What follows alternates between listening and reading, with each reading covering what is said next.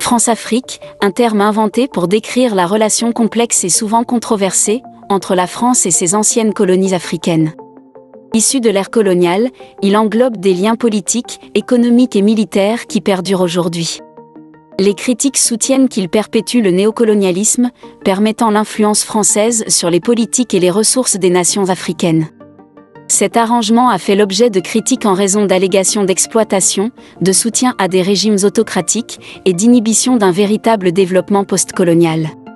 Les partisans soutiennent qu'il favorise la stabilité et la collaboration économique. Cependant, aujourd'hui en l'an 2023, la vérité derrière ce pacte méchant et rusé, que la France a forcé ses colonies à signer, est mise en lumière. Vous êtes sur le point d'écouter certaines des manières les plus choquantes et les plus perverses que la France a mises en place afin de poursuivre son programme de colonisation en Afrique. Écoutez le Dr Arikana Chiombo-Rikao, l'ancienne ambassadrice de l'Union africaine aux États-Unis, révéler les horribles secrets derrière la France-Afrique.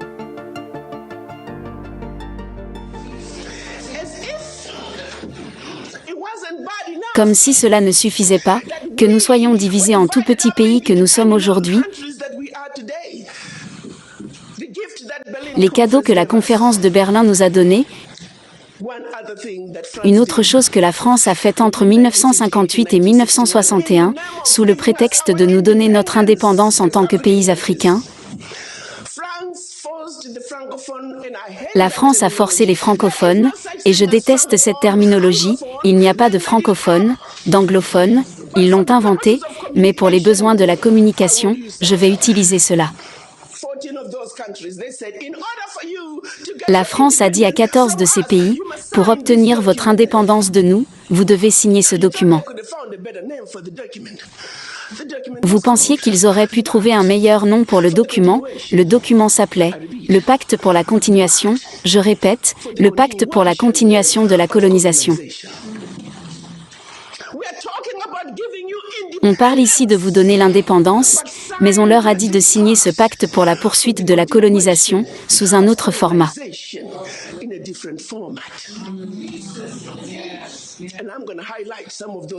Et je vais souligner certains de ces problèmes, qu'ils ont dit que vous devez accepter, si vous voulez être indépendant. Peut-être faut-il redéfinir le sens de l'indépendance pour les Français.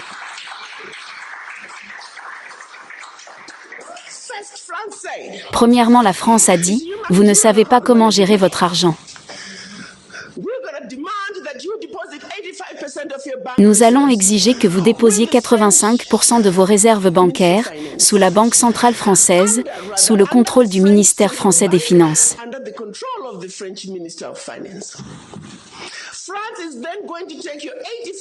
La France va alors prendre les 85% de dépôts bancaires de chacun d'entre vous, déposer ces fonds sur le même marché boursier, sous le nom français, et vous pouvez ou non connaître les rendements.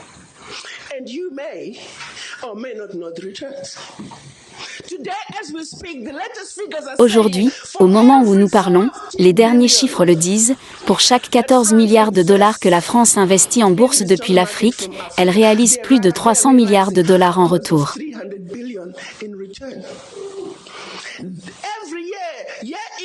Chaque année, année après année, à cause de ces dépôts des pays africains, la France retire de l'Afrique plus de 500 milliards de dollars. Maintenant, essayez de comprendre cela.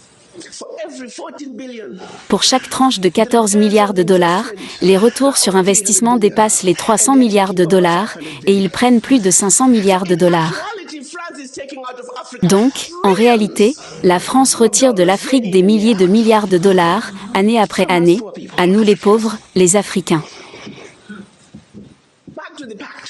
Pour en revenir au pacte, si vous souhaitez accéder à une partie de votre argent, que vous avez déposé auprès de la France, vous devez soumettre les déclarations financières de votre pays. Et si votre demande est approuvée, vous pouvez l'obtenir sous forme de prêt, vous ne pouvez accéder qu'à 20% de votre argent, année après année, sous forme de prêt à des taux d'intérêt commerciaux. Et on parle ici de votre propre argent.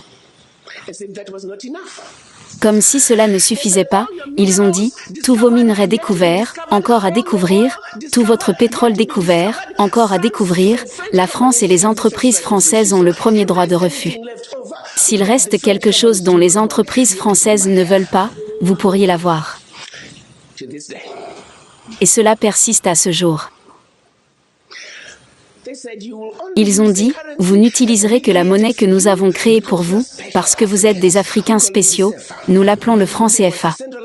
Il y avait le franc CFA d'Afrique centrale, et le franc CFA d'Afrique de l'Ouest, mais c'est en effet le même animal. Et ils ont dit ensuite, la France est la seule à pouvoir vous l'imprimer, c'était en 1958. Avance rapide, ils l'impriment toujours pour nous. Et si vous commencez à vous conduire mal, ils arrêtent tout simplement d'imprimer votre argent et votre pays est en difficulté. Ils ont également dit, votre langue d'enseignement sera le français. La France aura une présence militaire dans votre pays. Vos militaires ne pourront être formés que par la France.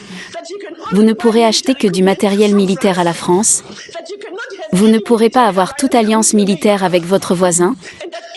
Et en cas de guerre, votre allégeance n'est qu'à la France. Et de plus, parce qu'ils ont une présence militaire dans votre pays, ils peuvent vous envahir sans préavis, s'ils estiment que les intérêts de la France dans votre pays sont violés.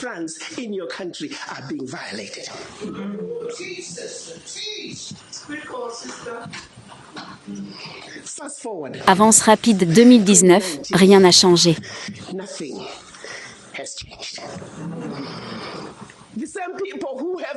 Les mêmes personnes qui ont l'audace de nous dire que nous sommes des pays pauvres retirent leurs billions d'Afrique chaque année.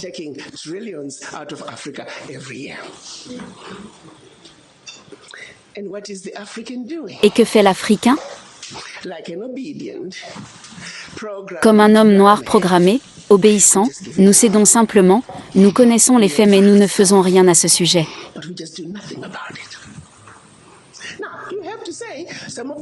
Maintenant, vous devez dire que certaines des craintes sont réelles, parce que si la France qui vous a vendu du matériel inférieur au leur, la France qui a formé les militaires pour qu'ils soient inférieurs à eux, ils sont maintenant dans votre pays, ils peuvent vous envahir, ils ont la permission de le faire. Ils peuvent vous déstabiliser. Les effets durables de la France-Afrique sur les nations africaines sont multiformes. Sur le plan économique, la dépendance vis-à-vis du successeur du franc français, le franc CFA, a limité l'autonomie monétaire, affectant les politiques budgétaires. Sur le plan politique, les liens étroits entre les dirigeants français et les élites africaines ont parfois soutenu des régimes autoritaires, entravant les progrès démocratiques. L'extraction des ressources continue de favoriser les intérêts français, entravant la diversification économique locale. Les interventions militaires ont façonné la dynamique des conflits. Alors que certains soutiennent que la France-Afrique apporte la stabilité, d'autres la considèrent comme une manipulation néocoloniale, entravant une véritable autodétermination.